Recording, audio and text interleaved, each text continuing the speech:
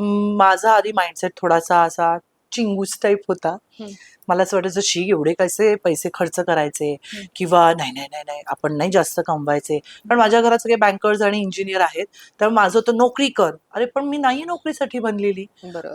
Just because माझ्या mindset आणि belief system मध्ये ते जर घातलंय की नोकरी करायची, बट डेस्टिनीने मला हिलर केलं ना.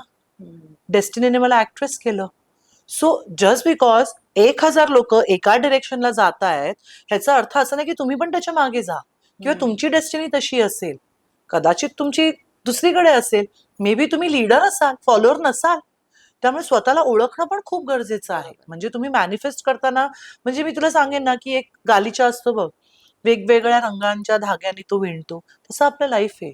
मॅनिफेस्टेशन आलं, हिलिंग आलं, प्रॅक्टिकल आलं, लॉजिकल असं, या सगळ्या गोष्टींचं मिश्रण जेव्हा एकत्र येतं ना, तेव्हा एक सक्सेसफुल व्यक्ती बनते.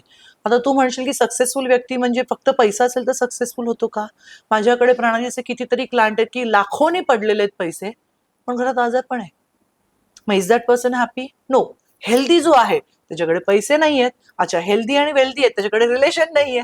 सो तू घुमून फिरून कुठेही आलीस ना तरी happiness is not outside, it is inside. तुमच्या आतमध्ये तो हॅपीनेस असायला हवा. आणि तुम्ही हॅपी आहात, तुम्ही आनंदी आहात म्हणून तुम्ही गोष्टी करताय. मला सक्सेस मिळेल तर मी आनंदी, आणि मला फेल्युअर मिळेल तर मी नाकामी किंवा फेल्युअर, हा जो माइंडसेट केला ना, तर मॅनिफेस्टेशन काय, साक्षात ब्रह्मदेव जरी आला ना, तो म्हणतो विजयश्री भव. लढाई लढायची तुम्हाला, त्याच्यानंतर यश तुम्हाला मिळणार आहे जेव्हा केव्हा तुम्ही लढाई लढाल.